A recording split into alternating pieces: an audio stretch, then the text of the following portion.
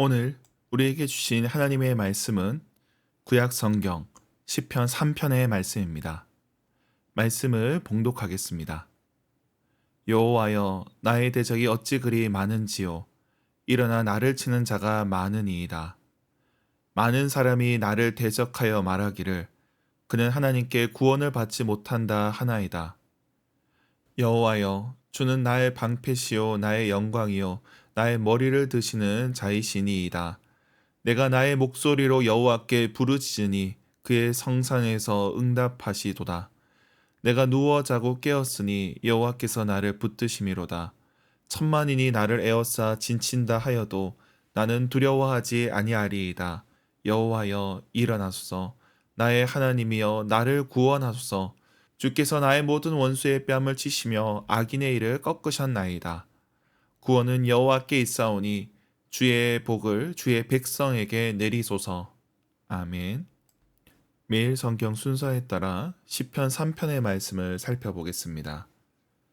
앞서 시편 1편이 시편 전체의 서문의 역할을 하고 2편은 그 짝으로 우리가 보았습니다.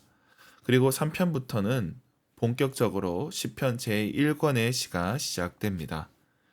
시편은 총 5권으로 나누어져 있고 각 권들은 시를 묶어서 제시합니다. 그 가운데 1권은 다윗과 관련된 시들이 등장합니다. 그래서 이 시들을 읽을 때 다윗의 삶과 연결해서 읽게 합니다. 오늘 3편도 그렇습니다.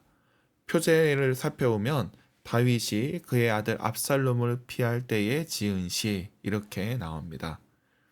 여기서 표제는 후대 사람들이 붙인 것입니다. 이 시를 읽는데 돕기 위해서 일종의 꼬리표를 붙인 겁니다. 그러므로 이 표제는 후대 사람들의 해석을 보여주고 있습니다. 그래서 우리가 참고할 수 있지만 실제로 이 시가 이 배경에서 나왔다고 보기는 어렵다는 겁니다. 다만 우리가 시를 읽을 때 해석의 실마리를 제공합니다. 오늘 본문의 표제는 압살롬을 피한 때라 나옵니다. 다윗은 아들 압살롬의 반역으로 쫓겨다녀야 했습니다. 다윗이 왕이 되었지만 모두가 인정한 것은 아니었습니다. 그 틈을 타서 아들 압살롬이 반역을 했던 겁니다. 그럼에도 압살롬은 다윗의 아들이었고 다윗이 아끼고 사랑하던 자였습니다. 가장 가까운 자에게 배신을 당해 도망 다녀야만 했습니다. 그런 상황에서 이 시를 읽게 됩니다.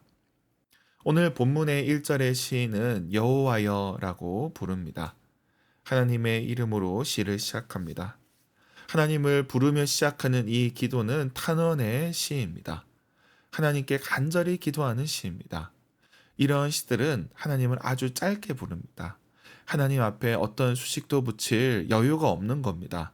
그저 탄식처럼 하나님 이렇게 기도가 시작이 되는 겁니다. 거기서 시가 시작되고 기도가 이어집니다. 시인은 대적들 사이에 있습니다. 그리고 대적들은 시인이 하나님께 도움을 받지 못한다, 구원을 받지 못할 것이다 비난을 합니다. 그러나 시인은 하나님을 향한 믿음을 놓지 않습니다. 포기하지 않습니다. 하나님께서 들으시고 응답하실 것을 믿습니다. 적들이 쳐들어오는 상황에서 시인은 무엇인가 해야 하는데 그러지 못하고 있습니다. 잠을 자는 것도 힘이 듭니다. 그래서 눈을 감을 때는 괴로워서 잠을 못 이루고 눈을 떠야 할 때는 힘들어서 질끈 감고만 있는 겁니다. 잠든 시간은 나로서는 어찌할 수 없는 그런 시간입니다. 그런 때에 시인은 하나님을 바라봅니다. 내가 누워 자고 깰 때에 하나님의 도우심을 경험합니다. 하나님께서 나를 붙잡아 주신다는 겁니다. 그러므로 시인은 다시 믿음으로 고백합니다. 두려워하지 않을 것을 다짐합니다. 그리고 하나님께 다시 간구합니다. 여호와께서 일어나 구원해 주실 것을, 복으로 베풀어 주실 것을 간구하며 기도를 마치게 됩니다. 그렇게 시편 3편의 기도가 마무리됩니다. 우리는 앞서 표제에서 이 시가 압살롬의 반란을 배경으로 한다 나누었습니다. 그런데 이러한 압살롬의 반란은 다윗이 우리아의 아내 바세바를 범하였고 그에 따른 징계이기도 합니다. 다윗이 아무 잘못도 없는데 고통을 당하는 건 아닙니다. 그의 죄로 인하여서 어려움을 당하는 겁니다. 완전히 무죄한 자라면, 그래서 전적으로 순결한 희생자라면 자신의 억울함을 호소할 수 있습니다. 사람들은 그런 사람에게 쉽게 공감합니다. 그래서 사건이 발생하면 사람들은 피해자가 얼마나 순수했는지를 따집니다. 그래야 사고의 비극성이 커지고 그 사람에게 공감하게 됩니다. 똑같은 사건이라도 피해자에 따라 사람들의 반응은 달라집니다. 그런데 이런 상황에서 다윗은 순수한 희생자나 무고한 피해자가 아닙니다. 그는 왕이었고 권력자입니다. 자기 죄로 인하여서 고통받는 죄인입니다. 그러므로 자기의 순수함이나 정당성을 주장하긴 어렵다는 것입니다. 그럼에도 시인은 하나님의 은혜를 바라보고 있습니다. 내가 죄인인 것도 알고 내가 잘못한 것도 알고 있습니다. 그럼에도 하나님을 바라보는 겁니다. 어쩔 수 없는 때에 자격 없는 자임에도 은혜를 구하는 겁니다. 이러한 간구는 다윗만이 할 수 있는 것이 아닙니다. 더불어 기도하는 모든 백성에게로 확장됩니다. 우리도 마찬가지입니다. 우리도 완전한 의인이 아니고 무고한 희생자가 아닙니다. 그럼에도 다윗처럼 기도하며 주님 앞에 나아가야 합니다. 그렇게 주님 앞에 나아가는 자들, 주님께 기도하는 자들에게 주님께서는 복을 내려주십니다. 오늘 이 시의 시작은 다윗의 기도로 시작하지만 8절 마지막에서는 주의 복을 백성에게 내리소서라는 축복으로 마무리를 하게 됩니다. 다윗의 기도에서 이제 모든 주의 백성의 기도로 바뀌는 것입니다. 말씀을 맺겠습니다. 우리는 주님 앞에 자격 없는 자로 서 있습니다. 우리가 죄가 없는 것이 아닙니다. 그럼에도 기도할 수 있습니다. 은혜를 구할 수 있습니다. 오늘 시편 3편은 우리에게 기도의 자리로 인도합니다.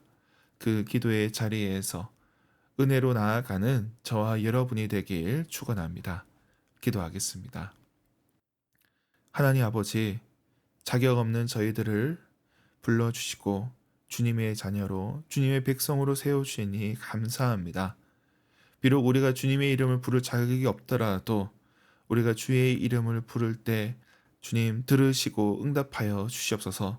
우리가 자고 깰 때에 우리로서 어찌할 수 없는 그때에도 주님께서 도우시고 우리와 함께 하심을 깨달아 알게 하여 주시옵소서. 주님, 우리 가운데 연약한 지체들, 어려운 가운데 있는 성도들을 위해서 기도합니다. 병상에 있는 자들을 주님께서 기억하여 주시고 치유와 회복의 은총을 허락하여 주시옵소서. 연로하신 어르신들, 부모님들, 주님 넘어지지 않도록 주님께서 늘 그 손을 붙잡아 주시고 모든 일을 행할 때 주님 함께하여 주시옵소서. 또한 태의 열매를 구하는 가정들이 있습니다.